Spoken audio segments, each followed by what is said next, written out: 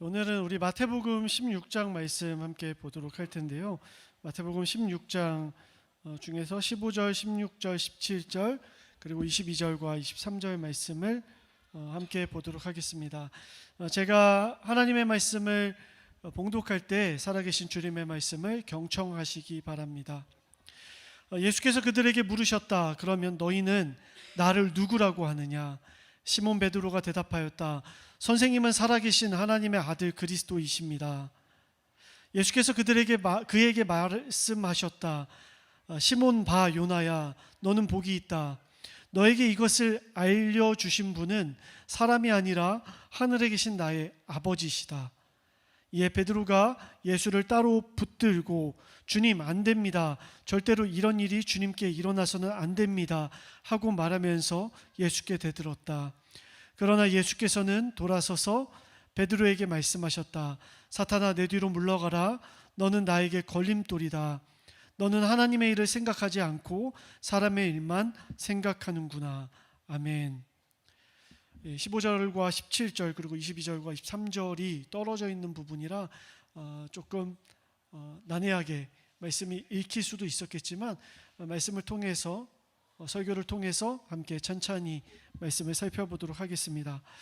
제가 요즘에 회사 일로 인해서 신학대학교를 여기저기 방문을 하고 있습니다. 지난주까지 제가 경기와 수도권에 있는 신학교를 거의 전부 다 방문을 했고요. 다음 주는 월요일 아침부터 지방으로 출장을 나가게 됩니다. 지난주 월요일에 있었던 일인데요. 부천에 있는 한 신학교에 찾아갔습니다. 제가 업무를 마치고 돌아가려고 하는데 한 남자 청년이 기타를 메고 가는 다른 청년에게 조심스럽게 다가가서 이렇게 이야기를 거리에서 하더라고요. 이것 좀 보시겠어요? 이거는 복음 카드라는 건데요. 제가 예수님의 이야기를 잠깐 전해드릴 텐데 들어주실 수 있겠어요? 라고 이야기를 하더라고요. 제가 다 긴장이 됐습니다. 근데 그 기타를 메고 가는 그 청년이 웃으면서 이렇게 이야기하더라고요. 저도 교회 다녀요. 저도 예수님을 알고 있어요. 라고 얘기합니다. 둘이 훈훈하게 웃으면서 헤어지는 모습을 보니까 제가 다 훈훈하고 기분이 좋더라고요. 또 그 다음 날에는 백석대학원이 있는 방배역 사거리로 갔습니다. 그 방배역 사거리에 남자 청년 3명이서 기타를 메고 노래를 부르고 있었습니다. 마치 버스킹을 하는 모습이었는데 자세히 들어보니까 찬송가를 부르고 있었어요. 되게 잘 부르더라고요. 그리고 되게 잘생겼어요. 보니까 백석예술대학교에 다니는 기독 청년이 아닐까라고 제가 생각을 한번 해봤습니다. 신학과와 기독과에 죄송합니다만 그 비주얼이 아니었어요. 되게 멋있었거든요. 듣는데 제가 한 곡 더 듣고 싶을 정도로 되게 감미롭게 잘 불렀습니다. 지나가시는 분들도 미소를 지으면서 그 청년들을 바라봤습니다. 근데 제가 가만히 생각을 해봤어요.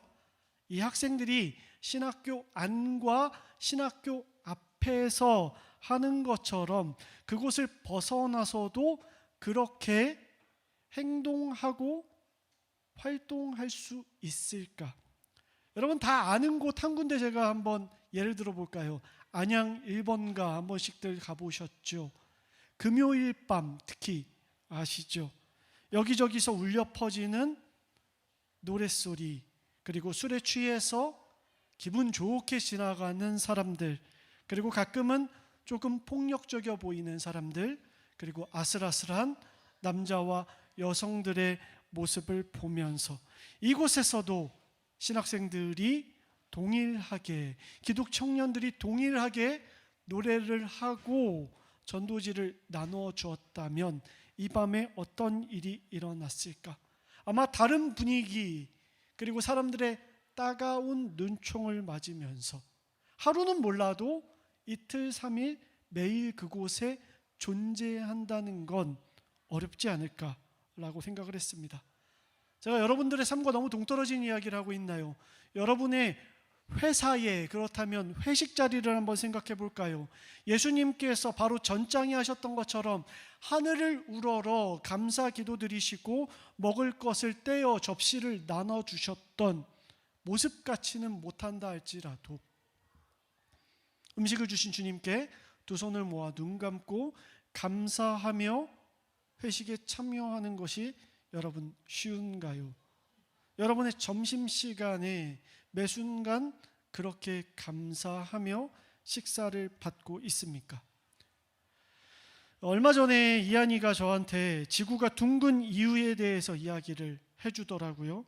과거에 어떤 사람이 배를 타고 갔는데 여차여차해서 지구가 둥글다는 걸 알게 됐다. 그런데 여러분 그거 아십니까? 현대 사회에서도 지구가 평평하다고 믿는 사람들이 여전히 존재한다는 것을요. 마크 서전트라는 사람을 교주처럼 유튜브 안에서 집단이 모여서 넷플릭스에 그래도 지구는 평평하다라는 다큐멘터리를 통해서 저도 이분들을 알게 됐습니다. 그런 사람들, 지구가 평평하다고 믿고 있는 사람들이 여전히 존재한다. 달에 갔던 그 우주 비행사들은 다 마치 트루먼 쇼에 나오는 이야기처럼 거짓된 소식이다 라고 믿고 있는 사람들. 여러분 제가요 그걸 믿어요. 만약에 말입니다. 그래서 이한이한테 이야기해요. 이한아, 우리 집은 이제 평평하다고 지구가 믿기로 결정했다. 너도 그렇게 믿어야 돼. 엄마도 내가 2년 동안 설득을 했어. 너도 지금부터 그렇게 믿자. 그리고 우리 집 가훈은 지구가 평평하다라고 해서 이제 믿을 거야. 소수의 평면 지구인으로 이 땅 가운데 우리는 살아가자라고 제가 설득하고 이야기를 했어요. 논리적으로 막 이야기를 합니다. 그래서 이한이가 결국 저와 저의 아내의 의견을 받아들였다고 가정을 해볼게요. 여러분 그 이한이가 학교 가서 학교 선생님에게 저항하고 학교 친구들에게 초등학교, 중학교, 고등학교, 대학 생활을 하면서 지구는 평평하다고 주장할 수 있을까요? 설령 자기가 믿을지언정 학교와 학원과 또래 집단 모임 가운데 그렇게 이야기하면서 다닐 수 있을까요? 여러분 불가능하겠죠. 쉽지 않은 일일 겁니다. 그런데요, 2000년 전에 지구가 평평하다는 그 지금의 그 이론보다 훨씬 말도 안 되는 이론을 믿고 있던 무리가 저기 갈릴리라는 촌동네에 있었습니다. 그 촌동네에 사는 사람들, 그 사람들은 갈릴리의 촌동네 출신인 한 청년이 이스라엘을 구할 것이다 뿐만 아니라 이 지역 자체를 온전히 구원하고 나라를 세워서 열방 세계를 구원하여 새로운 하나님의 나라를 이룰 것이다 라는 정말 말도 안 되는 학설을 믿고 있는 사람들이 있었어요. 로마가 세계를 지배하고 있던 시절에 로마의 대체되는 세력이 될 거다라고 믿고 있던 이들. 그래서 그들은 갈릴리에서 외쳤어요. 예수라는 청년이 이 세상의 빛이다. 예수라는 청년이 우리에게 오신 메시아요 그리스도다 라고 이야기를 했다고요. 여러분 갈릴리 호수 근방에서는 괜찮아요. 왜 괜찮은지 아세요? 말씀에 이렇게 적혀져 있거든요.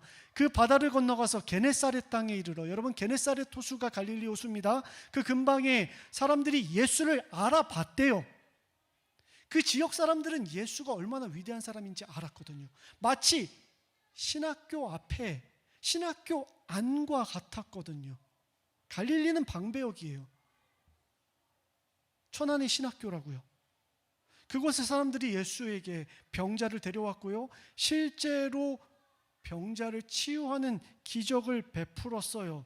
뿐만 아니죠. 하나님의 놀라운 메시지를 전달했고요. 그들이 배고플 때 떡을 떼고 물고기를 떼어주면서 그들을 풍족하게 먹여주던, 먹고 사는 것이 가장 정치적인 큰 이슈, 아젠다였던 시대에 그걸 해결해 주던 인물이었거든요. 예수는 메시아다. 갈릴리에서는 얘기해도 괜찮았다고요. 그런데요, 예수께서 빌립보의 가이사랴 지방에 이르러서라고 이야기하고 있습니다. 빌립보 가이사랴. 여러분, 헤롯 빌립이라는 분봉왕이 있었습니다. 여러분, 헤롯이 여럿 있다고 얘기했죠. 예전에 세례 요한의 목을 베었던 그 헤롯에게 아내를 빼앗겼던 헤롯이 바로 빌립입니다. 헤롯 빌립이에요. 더 깊이 이야기를 하기에는 정보가 너무 많으니까 여기까지만 하겠습니다. 그 빌립이 가이사랴 땅에다가 이 땅 이름은 이제부터 가이사랴입니다라고 정했어요. 원래는 바니아스라는 땅이었는데 그곳을 가이사랴, 황제의 이름을 바쳐서 그 땅을 지역명으로 정했다고요. 왜요? 이곳은 황제의 영광이 가득한 땅이다 라고 선포하고 싶어서. 여러분, 북쪽으로 갈릴리에서 40km밖에 안 되는 곳입니다. 걸어갈 수도 있어요. 그런데 그곳은 갈릴리와 완전히 달랐어요. 그곳에 가면 가이사의 신전이 대리석으로 거대하게 펼쳐져 있었어요. 눈에 보이는 신, 눈으로 볼 수 있는 신, 힘과 명예를 가진 사람, 세상의 문법. 예수는 먼저 된 자가 나중되고 나중된 자가 먼저 된다고 했지만 이곳에서만큼은 먼저 달려가는 사람이, 위에 있는 사람이 성공한다라고 이야기하는 세상, 그곳이 빌립보 가이사랴라고 했다고요. 근데 이곳은요, 가이사랴라는 이름이 붙여지기 전에, 그리고 그 이후에 파니아스라고 불리는 지역명으로 오늘날에도 불립니다. 우리가 성지순례를 이곳에 가면요, 이곳에 산을 깎아 만든 것 같은 동굴들을 볼 수가 있어요. 이 동굴이 무슨 용도였냐면 파니아스, 쾌락의 신 판을 숭배하기 위해서 여성 사제들이 남성들과 음란하게 행음하던 곳. 그래서 내 감정대로, 내 육신의 원함대로 살아가는 것이 곧 구원이다, 메시아다 라는 메시지가 퍼지던 곳. 세상에 유행하는 모든 메시지가 집약된, 마치 안양 일본과 같고 뉴욕과 같고 서울과 같았던 곳, 그곳이 가이사랴 빌립보. 거기에 촌동네 출신들이 모인 겁니다. 아마 길거리 지나가면서도 자신들의 복장이 비루하다 생각하지 않았을까요? 그런데 그들이 모여 있는 곳에서 그들의 리더인 청년 예수께서 그 위축된 제자들에게 이렇게 물어보죠. 사람들이 나를 누구라고 하냐? 제자들이 대답을 합니다. 예수님, 어떤 사람은 세례 요한이라고 하고 엘리야라고 하고 예레미야라 하고 선지자 중에 한 명이라고 말하는 사람들도 꽤 있습니다. 여러분, 이 대답이 베드로 때문에 하찮은 대답처럼 우리가 생각하지만 그렇지 않아요.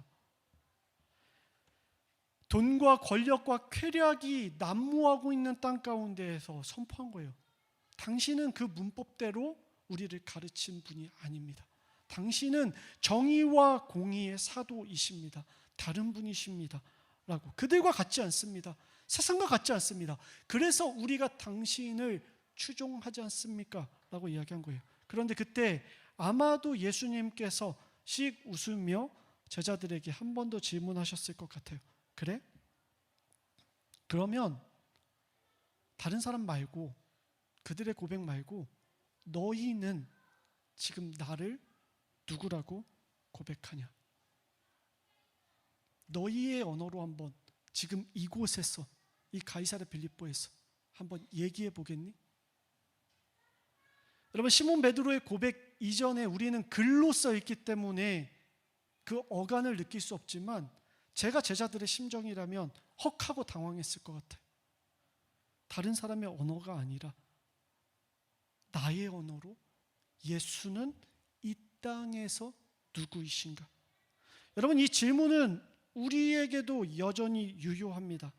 여러분, 유튜브에서 설교하시는 그 설교가의 그 유명한 분의 잘 해석된 설교의 언어가 아니라, 그거 말고 유튜브에 나오는 그 운집한 찬양 집회에서의 찬양 인도자가 우렁차게 이야기하는 그 찬양의 고백, 감미로운 가사, 그 리듬 말고 내 감정이 무너져 있는 지금 나의 현 상황, 내 자존감이 바닥까지 떨어져 있는 이 나의 사는 일터, 그리고 내 영혼이 산산이 쪼개진 것 같은 이 30, 40대의 나의 일상 가운데, 그 가이사랴 빌립보 가운데, 거기서 예수님이 물어보시는 거예요.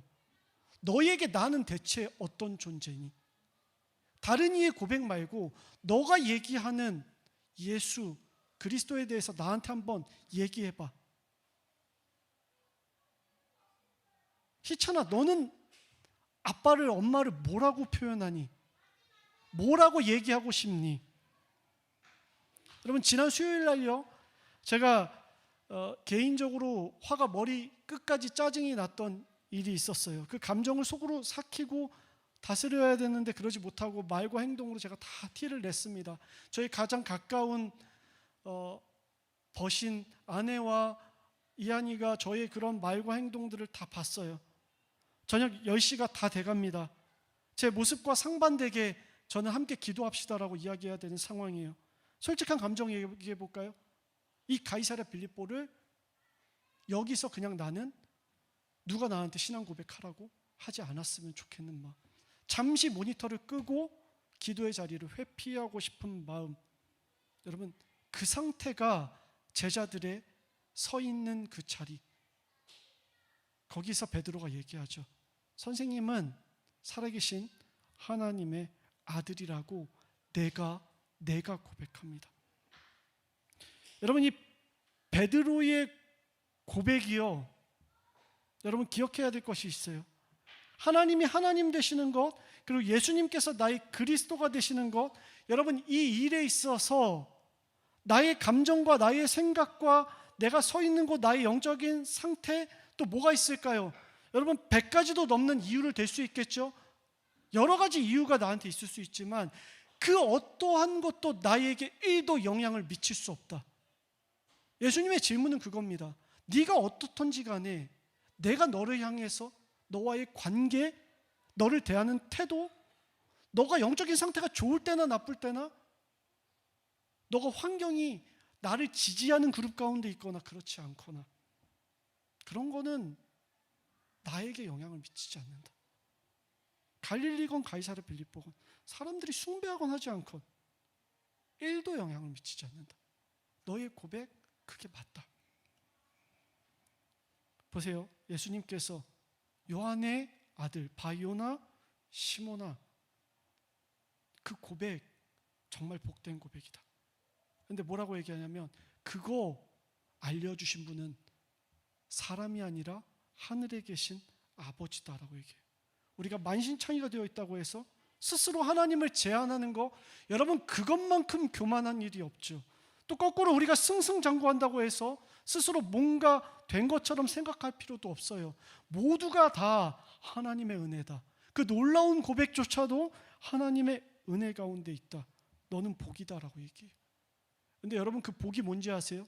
내가 그 고백에서부터 교회를 세우겠다. 교회라는 거는 세상의 공동체와 다른 이유는 뭐냐면 명예와 힘과 내 안에 어떤 감정과 욕구에 기반을 둔 삶이 아니라 모든 상황이 다 어그러져도 주님은 변치 않습니다라는 그 신앙 고백 위에 세워진 것이 교회다. 이것이 교회를 세우는 제1의 조건이다. 사망의 권세가, 죽음의 문이 앞으로 영원히 이기지 못할 것이고, 내가 하늘의 열쇠를 줄 테니 기도해라. 그럼 내가 너와 함께 하겠다. 여러분 베드로가 어깨뽕이 이렇게 올라갔을 거예요. 내가 이렇게 상태가 좋아가지고 이런 고백을 했다니. 여러분 이제 예루살렘에 입성하시는 사건이 이제부터 펼쳐집니다. 여러분 마태복음 16장까지의 예수님의 사역의 필드는 갈릴리였어요. 그런데 예수님이 이제 본격적으로 예루살렘으로 가세요. 가시는 길에 제자들한테 이야기합니다. 잘 들어, 내가 메시아 사역을 할 건데 예수님께서 이제 로마를 무찌르겠구나. 그런데 예수님께서 이렇게 말씀하시죠. 나는 고난을 받고 죽임을 당할 것이다. 그러자 베드로가 뭐라고 얘기합니까? 이런 일이 주님께 일어나서는 절대로 안 됩니다 하고, 여러분 새 번역이 잘 번역했어요. 예수님께 대들었다. 딱 이거예요. 예수님 옷깃을 잡고 예수님 앞에 대든 거예요. 예수님이 나의 주인입니다라고 고백했던 그 베드로가 십자가의 길을 막고 있는 거예요. 그런 메시아는 내가 인정할 수 없습니다. 내가 그리는 메시아가 그리스도가 있는데 그 그림은 이 그림 아닙니다라고 얘기했던 거예요. 여러분, 우리는요 마태복음 16장 가운데 베드로의 신앙 고백을 한 가지만 기억합니다. 주는 그리스도시요 살아계신 하나님의 아들이십니다라는 고백 말입니다. 그런데요 마태복음 16장에는 베드로의 신앙 고백이 한 번 더 나와요. 바로 이 고백이죠. 주님께서는 내가 원하는 그리스도 메시아가 되셔야 합니다 라는 신앙 고백이 나옵니다. 그때 예수님께서 그 신앙 고백에 대한 답으로 이렇게 말씀하시죠. 사탄아 내 뒤로 물러가라라고 얘기합니다. 충격적이죠. 여러분, 복에서부터 사탄까지의 거리가 얼마나 멀겠습니까? 아마 베드로가 하늘에서부터 땅으로 떨어지는 경험을 했을 겁니다. 몇 분이었을까요? 이 시간이요? 길게 봐도 몇 시간 아니었을까요? 어쩌면 5분 안에 일이 일어난 걸 수도 있어요. 너 복되다, 천국의 열쇠를 주겠다, 그랬던 주님께서 사탄아 내 뒤로 물러가라. 여러분, 여기서 예수님의 음성을 들을 수 있어야 합니다. 나는 너에게 무엇이니? 너는 나를 누구라고 하니? 다른 사람의 고백 말고 너의 고백 무엇이니? 물어봤던 주님께서 베드로의 두 번째 신앙 고백을 통해서 우리에게 한 번 더 물어보시는 겁니다. 그 5분의 간극을 통해서도, 그 한두 시간의 간극을 통해서도 달라질 수 있어.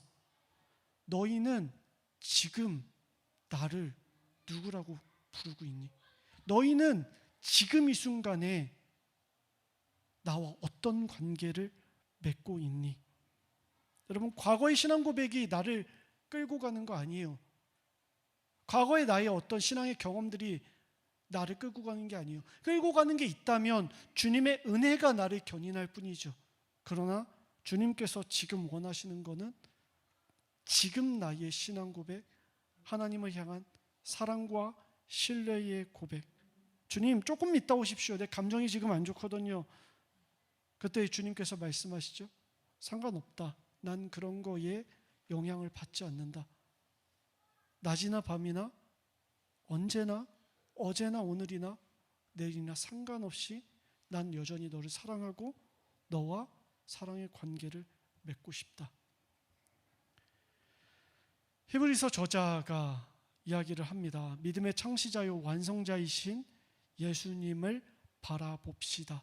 여러분, 이 바라보자는 권유는 매일 매순간 지금 당장 예수를 바라봅시다. 그 예수님은 자기 앞에 있는 기쁨 때문에 부끄러움도 참고 고통인 십자가도 참으셨다. 그 기쁨 무엇일까? 하나님 보좌 오른편에 앉는 것, 앉아서 무엇하는 것? 우리를 끝까지 사랑하시는 것. 지금도 신뢰하는 이들에게 나와 함께 먹고 마시자. 내가 너에게 좋은 것 주겠다 말씀하시는 그 주님. 여러분, 지난주에 이야기한 것처럼 오늘은 부활절 5번째 주일입니다. 부활절 후 5번째 주일이 아니라 부활절의 5번째로 경험하는 기쁨의 주간입니다. 여러분, 오늘도 여러분에게 찾아오시는 그 주님, 예배 후에도 오후에도 찾아오시는 주님, 여러분이 학교에 갔을 때, 여러분의 일터에 갔을 때에도 함께 하시는 그 주님, 그 주님과 더불어 먹고 마시며 교제하며 사랑 나누실 수 있는 여러분들 다 되시기를 주님의 이름으로 축복합니다.